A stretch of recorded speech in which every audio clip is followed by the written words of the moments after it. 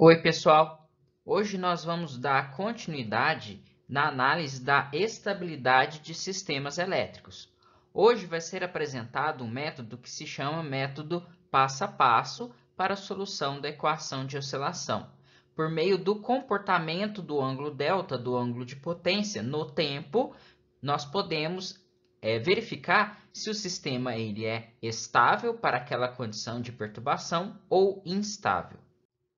Na aula passada, nós vimos o método das áreas iguais, em que o objetivo daquele método é o cálculo do ângulo crítico para saber a estabilidade do sistema, se ela é mantida após a ocorrência de um incidente ou não. O mais importante, entretanto, é o conhecimento do tempo que o rotor demora a atingir esse ângulo crítico, tempo que é denominado tempo de atuação crítico. Aqui eu mostro para vocês a atuação desse tempo crítico, que eu tenho simplesmente um sistema com duas linhas, existe aqui uma máquina síncrona, duas linhas, e essa barra aqui é uma barra infinita, ou seja, é uma barra em que a tensão e a frequência sempre permanecem constantes, independente do sistema que está conectado a ele. Aqui ocorreu uma falta próximo ao esse meu disjuntor e a falta é removida após algum tempo pelo sistema de proteção, removendo totalmente essa linha. Eu mostro para vocês a evolução do ângulo delta com diferentes valores de tempo de extinção da minha falta. Então, eu tenho aqui ela removida em 0,21, 0,22 e 0,23 segundos. Em preto, nós temos aqui o comportamento do ângulo de potência para 0,21 segundos de tempo de falta. Em vermelho, aqui tem um aumento, né, da amplitude da oscilação devido ao tempo de 0,22. E em azul, nós temos um sistema instável, em que o ângulo de potência ele aumenta de forma indefinida. Então, ele vai agora sempre aumentar, ao contrário das demais oscilações, que elas foram aqui diminuídas após a retirada, né, da falta. Então, esse tempo crítico nós podemos concluir que fica aqui entre 0,22 e 0,23 segundos para esse sistema. Cada sistema se comporta de uma forma, uma vez que sua configuração e seus parâmetros são totalmente distintos um dos outros. E como nós obtemos esse tempo de atuação crítico? Ele pode ser obtido a partir da resolução da equação do movimento de uma máquina elétrica rotativa, que é normalmente utilizando métodos numéricos no computador. O ângulo delta ele deve ser calculado em função do tempo, para um tempo suficientemente longo para observar se delta, como nós observamos anteriormente, cresce indefinidamente ou se a partir de um dado valor de t começa novamente a diminuir. Então, no caso anterior, nós conseguimos observar dois casos estáveis, que existe uma diminuição após um tempo, e um caso instável, onde o ângulo delta sempre vai aumentar. Para se calcular a evolução temporal do ângulo de carga do alternador, teremos que resolver a equação de movimento da máquina síncrona, que é uma equação diferencial de segunda ordem, que nós já vimos na aula passada, que nós chamamos de equação de oscilação da máquina síncrona. Para se resolver essa equação diferencial de segundo grau, é necessária a integração numérica das equações de oscilação da máquina. Então, existem algumas soluções que podem ser utilizadas. Pode ser utilizado o método passo a passo, o método Euler-Euler modificado e o método trapezoidal implícito. No nosso caso, nessa aula, nós vamos utilizar o método passo a passo, que é possível de se fazer simplesmente com a calculadora. Nós podemos fazer na mão esse método. A partir de agora, nós vamos desenvolver o método de solução da equação de oscilação pelo método passo a passo. Então, a equação de oscilação da máquina síncrona é aqui apresentada. Então, nós temos aqui d2 delta dt2, delta é o ângulo de potência da máquina síncrona, né? O ângulo da tensão interna. Ômega s é a velocidade síncrona em radianos por segundo, ou simplesmente 2 vezes π vezes a frequência, dividido por 2 vezes h, lembrando que h é a constante de inércia, que é dada em segundos ou em megajoule por MVA. E PA é a potência acelerante, que é dada pela diferença, né, da potência elétrica pela potência mecânica. A potência acelerante, ela vai ser dada aqui, no nosso caso, em PU. Então, todos os dados aqui, eles vão ser inseridos, né, já em PU. Então, tomando como base um intervalo de cálculo para o qual não existe nenhuma descontinuidade entre o início e término do tempo de integração, nós podemos escrever essa fórmula aqui da seguinte maneira. Então, delta, delta, ômega. Então, esse delta maiúsculo aqui nada mais é que uma variação, né? O valor final menos o valor inicial. Então, estou aqui linearizando essa minha derivada segunda aqui. Vai ser igual a 2πf, então eu transformei lá ômega s por 2πf, dividido por 2h, vezes ΔT ao quadrado, que nada mais é que o nosso dt2 linearizado, multiplicado pela potência acelerante. Cortando aqui o 2 de cima com 2 de baixo, a gente vai ter πf dividido por h é igual a ΔT ao quadrado. ΔT, lembrando, né, que é um intervalo de cálculo, varia ali, né, 0,1 segundos, 0,05 segundos, é um intervalo que eu quero fazer o cálculo dos tempos de oscilação de delta, vezes o PA. Esse valor aqui, ó, de πfh vezes ΔT ao quadrado, tomando o ΔT sempre constante, nós podemos falar que tudo isso aqui é constante. Então, substituir esse valor aqui simplesmente por K. Então, aqui, delta, delta, delta, vai ser igual a K vezes PA. Lembrando, né, que K é igual a πf sobre H vezes ΔT ao quadrado.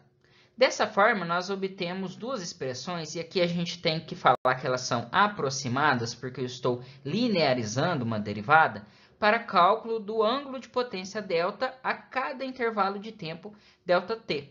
E depois de calcular todos esses deltas, nós podemos traçar a curva de oscilação. Isso tudo significa que nós completamos o método passo a passo. Então, aqui, eu pegando esse delta, delta aqui, vezes K vezes PA, nós podemos separar em duas equações. O meu delta, delta, no instante em que eu estou calculando, vai ser igual ao meu delta, delta passado, mais variação de delta, delta passado. Ou seja, né? Então, eu tenho a variação de delta anterior, num passo anterior, mais o valor de K vezes PA anterior, a potência acelerante em um passo anterior. Quando eu falo em passo anterior, é com um ΔT anterior. Então, se eu estou aqui, por exemplo, com um ΔT igual a 0,1, então eu saio de 0 segundos, vou para 0,1, depois 0,2, depois 0,3. Se eu estou calculando em 0,3 segundos, esse n menos 1 aqui são os valores obtidos em 0,2, um passo anterior. E o ângulo delta, né, atual, tomando o nosso exemplo, né, continuando como 0,3, vou pegar o delta anterior mais a variação atual. Para ilustrar melhor o método passo a passo, nós vamos resolver o seguinte exemplo. Então, aqui no sistema apresentado na figura abaixo, pelo diagrama unifilar, G1, esse daqui à esquerda, é um gerador que alimenta o sistema metropolitano, o qual é representado por uma barra infinita. Então, uma barra infinita, nós sempre podemos representar pelo valor da reatância interna da máquina XD, ou XD', ou XD duas linhas, né? Igual a zero ou muito próxima de zero, e uma inércia infinita, uma constante de inércia infinita, ou muito grande. Então, nos simuladores, nós podemos inserir, né, um valor de XD', normalmente muito próximo de zero, e o valor de H, um valor muito grande, conectado a um barramento, e esse barramento vai ser infinito, porque, né, eu tenho inércia suficiente para que qualquer perturbação não altere a frequência e a tensão desse meu barramento. Então, aqui esse barramento é infinito. Admitindo que o sistema esteja operando em regime permanente, sendo transmitido no fluxo de potência aqui de G1 para o meu sistema metropolitano igual a 90 megawatts, acontece aqui uma falha trifásica no meio de uma das linhas de transmissão. Então, no centro dessa linha, né? Então, eu tenho aqui à esquerda a metade da reatância, à direita a outra metade da reatância. No meio da linha ocorre uma falta trifásica. Pede-se para calcular a curva de oscilação do sistema durante 0,8 segundos, em que 0 ocorre a falta, se os disjuntores C e D abrem em 0,3 segundos. Então, abrir os disjuntores C e D eliminam a falta. Adotar todas as reatâncias em PU na base de 100 MVA e a frequência do sistema como sendo 60 Hz. Então, todos os valores aqui que estão em PU já estão na base de 100 MVA. Então, vamos aqui aplicar a nossa transferência de potência, né, em uma máquina frente a um barramento infinito, que é o nosso caso aqui. A equação, né, da potência elétrica de G1 vai ser E1, que é a tensão interna aqui, que foi dada, 1,05 PU, vezes E2, que é a tensão no barramento infinito, que é 1 PU, dividido por X12, que vai depender das situações, né, de falta, durante falta e pós-falta, vezes seno de delta, que é o ângulo, né, da tensão aqui E1, que nada mais é, né, E1, E2, X12 é igual à potência máxima transmitida vezes o seno de delta. X12, né, vai depender, assim como potência máxima, ela vai depender das situações, como eu disse anteriormente. Então, ela possui aqui 3 valores. Um valor antes da falta, um valor durante a falta e um outro valor depois da falta. Para a situação antes da falta, as duas linhas aqui permanecem em paralelo. Existe aqui a reatância do meu gerador de 0,3 PU e a reatância do meu transformador de 0,05 PU. Então, fazendo aqui 0,3 mais 0,05 mais o paralelo de 0,3 com 0,3, nós temos aqui a reatância entre o ponto 1, né, a barra 1 e a barra 2 igual a 0,5 PU. Já aqui, né, durante a falta, o que ocorre é que a minha linha, né, ela deve ser dividida em duas devido à falta, e aqui eu coloco a referência, como referência, o ponto da falta. Para resolver, para encontrar a reatância entre o ponto 1 e o ponto 2, nós precisamos utilizar uma transformação delta estrela aqui para que seja possível calcular essa reatância entre esses dois pontos. Fazendo essa conversão, nós vamos encontrar que X12 vai ser 1,35 PU. Finalmente, após a falta, ela é eliminada removendo essa linha aqui de baixo de 0,3 PU, então eu tenho simplesmente a soma dessas três reatâncias, do gerador mais o transformador, mais a linha que ainda está funcionando, aqui a linha AB. Então, nesse caso, eu tenho X12 igual a 0,65 PU. Assim, né, os três valores para a potência elétrica máxima são os seguintes. Então, eu tenho aqui, para a condição antes da falta, 1,05 vezes 1 dividido por 0,5. Eu tenho 2,1 PU de potência máxima transmitida antes da falta. Durante a falta, a gente tem 1,05 vezes 1 dividido por 1,35, que é igual a 0,7778 PU de potência máxima. E, finalmente, após a falta, nós temos aqui 1,05 vezes 1 dividido por 0,65, resultando em uma potência máxima transmissível de 1,6154 PU. Isso após a falta, né?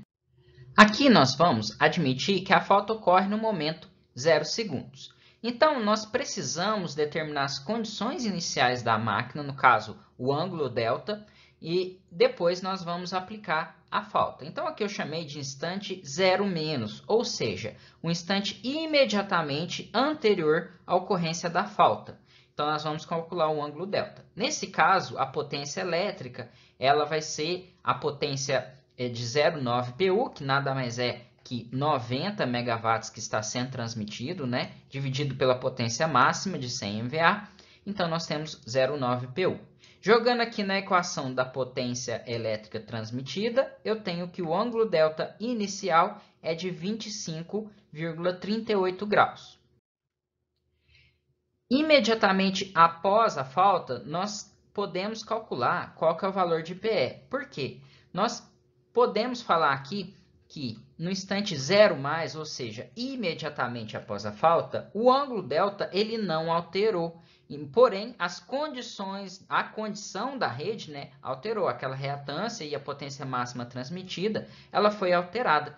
Dessa forma, jogando o ângulo inicial aqui, né, que nós obtemos no instante 0 menos, dentro da equação da potência elétrica durante o cálculo durante o curto-circuito, né, nós podemos chegar na conclusão que a potência elétrica imediatamente após a falta é de 0,3334 PU.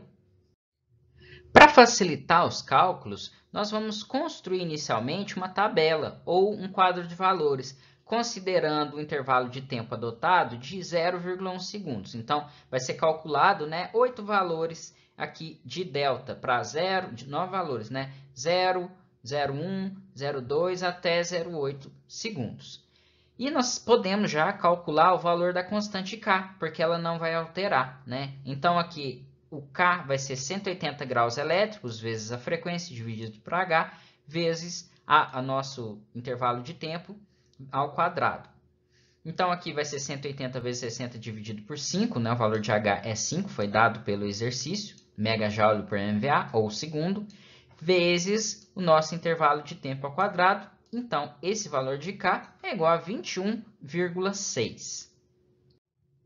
Bom, aqui está, então, a tabela que devemos preencher. Como é composta essa tabela? Aqui à esquerda nós temos o tempo separado de acordo com o nosso intervalo de tempo, ΔT, que nesse caso é 0,1 segundos. Nós temos aqui, em cada evento, algo diferente que deve ser colocado no tempo. Ou seja, em 0 segundos e em 0,3 segundos, nós temos um evento. Em 0 segundos, o que ocorre é a inserção da falta. Então, antes da falta, imediatamente antes da falta, nós temos o tempo 0 menos. Imediatamente após a falta, nós temos o tempo 0 mais. Então, para os resultados aqui, nós temos valores diferentes de potência elétrica, por exemplo. Então, no final, nós vamos pegar um valor médio para fazermos os nossos cálculos. Uma média, né, um valor intermediário entre 0 menos e 0 mais. Então, quando ocorre evento, eu preciso fazer essa identificação. Isso também vai ser feito aqui em 0,3 segundos, onde é removida a minha falta, né, junto com a linha CD. Aqui nós temos também o valor da potência elétrica máxima, que já foi calculado anteriormente. Então, aqui no tempo 0 menos, eu tenho a condição pré-falta, que é igual a 2,1 PU. Em 0 mais já é a condição de falta, que vai até 0,3 menos, que é esse valor de 0,7778 PU. Para a condição pós-falta, de 0,3 mais até 0,8, que é o final dos estudos, nós temos a potência elétrica máxima igual a 1,6154. Aqui tem o seno de delta e a potência elétrica, sendo que a potência elétrica no momento nada mais é, né, que a potência elétrica máxima vezes o seno de delta. Aqui também tem a potência acelerante, que é a subtração da potência mecânica pela potência elétrica. Então, se eu tenho uma potência mecânica maior que a elétrica, eu tenho uma potência acelerante positiva, e caso eu tenha uma potência elétrica maior, a potência acelerante é negativa, ou seja, o rotor está frenando. Aqui eu tenho também o valor de K vezes PA, que deve ser calculado para determinar a variação de delta. Então, eu tenho aqui o valor já de K, que é 21,6, vezes o PA. Finalmente, aqui nós temos o ângulo delta-delta, né, variação de delta, e o ângulo delta. É importante destacar que o ângulo ele não altera, o valor de delta não altera em um mesmo tempo. Então, aqui em 0, né, apesar de ter um 0 menos, 0 mais, eu não posso alterar o valor de delta, porque esse ângulo aqui ele altera somente com o passar do tempo. Então, ele só vai aumentar ou diminuir depois 0,1, 0,2, 0,3 e assim por diante. Uma vez que está explicada essa tabela, nós vamos aqui preenchê-la. Essa primeira linha aqui já foi preenchida com os valores já determinados na condição pré-falta. Então, eu tenho aqui ó, a potência elétrica máxima pré-falta, 2,1 PU, seno de delta, que o delta zero é 25,38 graus. Multiplicando esses dois valores, eu tenho a potência elétrica, que é igual a 0,9 PU. A potência acelerante vai ser 0 PU, uma vez que a potência mecânica é constante durante todo o nosso cálculo, que é igual a 0,9 PU. Então, 0,9 menos 0,9, potência acelerante é 0. Agora, eu vou preencher a segunda linha.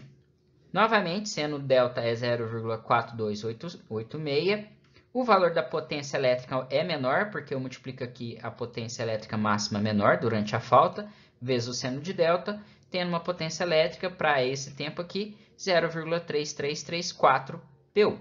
No caso, existe uma potência acelerante positiva de 0,5666, então peguei o 0,9 da potência mecânica e tirei 0,3334. O valor de K eu não vou calcular, porque de K vezes PA eu não vou calcular, porque eu vou considerar aqui o valor médio, né, entre esses dois aqui, para calcular qual que é o valor do meu K vezes PA. Então, aqui, calculando a potência acelerante média, né, no nosso tempo zero médio, nada mais é que a soma desses dois dividido por 2, que é 0,2833. Agora sim, eu vou calcular qual que é o valor de K vezes PA, e o delta, no caso, vai ser 6,12, porque não tem, né, nenhum delta anterior. A gente sabe que o delta atual vai ser o delta anterior mais o K vezes PA. Aqui nesse caso só tem o K vezes PA, então não vou calcular o delta, eu não preciso inserir o delta anterior, nós consideramos como se fosse zero. Passamos agora para o tempo de 0,1. A primeira coisa que eu posso calcular aqui é o valor do ângulo delta. Então, como que eu faço isso? A gente sabe aqui, ó, pela equação aqui de cima, que o delta vai ser o delta antigo mais o delta. Então, eu vou fazer a soma, né, do delta antigo mais o delta, obtendo 31,5 graus. Jogando aqui, né, o seno desse delta é 0,5225, multiplicando a potência elétrica durante a falta vezes o seno de delta, eu tenho uma potência elétrica de 0,4064 PU. A potência acelerante é de 0,4936 e o K vezes, o K é 21,6, né, vezes essa potência acelerante é 10,66. O delta agora, né, eu posso calcular como sendo o meu K vezes PA mais o delta antigo, que é 16,78. A soma de 6,12 mais 10,66 é 16,78. Passamos agora para o tempo de 0,2 segundos. O ângulo delta é a soma, 31,5 mais 16,78. Nós vamos obter 48,28. E fazendo aqui todos os cálculos, né, anteriores, nós vamos obter um delta de 23,68. Em 0,3 menos, nós continuamos fazendo aqui os nossos cálculos normalmente. Então, vou somar 48,28 com 23,68, que é o delta, obtemos para o tempo 0,3, um ângulo de 71,96 graus. Fazendo todos os cálculos, eu obtenho aqui um delta de 28,9. Agora, em 0,3+, ou seja, imediatamente após a remoção da falta e da linha CD, nós vamos fazer esses cálculos aqui considerando essa nova potência elétrica. Então, o seno de delta é o mesmo, né, mantém 0,9508. Agora, a potência elétrica aumenta e passa a ser maior que 0,9 PU. O que significa que a potência acelerante ela é negativa, ou seja, eu passo a frear o rotor. Fazendo a média entre o 0,3 menos e o 0,3+, nós obtemos, né, um valor de potência acelerante de menos 0,2378, obtendo um delta de 18,54. Ele ainda está positivo, ou seja, eu vou aumentar o ângulo ainda, o ângulo delta ainda, porém ele aumenta em uma taxa menor. Isso vai se inverter mais à frente. Bom, o próximo ângulo aqui, delta, no tempo 0,4, é 90,5 graus. Fazendo todas as contas aqui, nós vamos obter um delta de 3,09. Então, basta agora repetirmos todos os cálculos para os demais tempos, obtendo aqui, né, todos os valores do ângulo delta. Para verificar se esse sistema é estável ou não, nós devemos plotar essa variação de delta aqui no tempo. Então, plotando essa variação de delta no tempo, nós vamos verificar que o delta ele vai aumentar a partir do momento da falta, ele passa a diminuir e começa a reduzir o seu valor à medida que a falta é eliminada. Então, nós podemos notar que esse sistema ele não aumenta, o ângulo delta ele não aumenta de forma indefinida, ele vai diminuindo. Então, posso afirmar que esse sistema é estável. Se ele fosse instável, ele continuaria subindo de forma indefinida e não diminuiria, como aconteceu nesse caso aqui. As nossas modelagens, todas as equações apresentadas, elas não foram inseridas com amortecimentos, como resistências ou outros tipos de cargas. Por isso que não faz muito sentido eu continuar fazendo os cálculos após 0,8 segundos aqui, porque esse sistema vai aparecer como um sistema oscilatório. Porém, nós sabemos que ele não é oscilatório porque existem essas condições de amortecimento. É somente para esse método passo a passo que ele é mais simplificado para verificar se o sistema é estável ou não. E nesse caso, o sistema é estável. Bom, pessoal, era isso que eu queria mostrar para vocês. Façam as atividades que estão postadas lá no Moodle. Elas valem tanto parte da nota final de vocês, quanto a presença na semana. Muito obrigado pela atenção e até mais.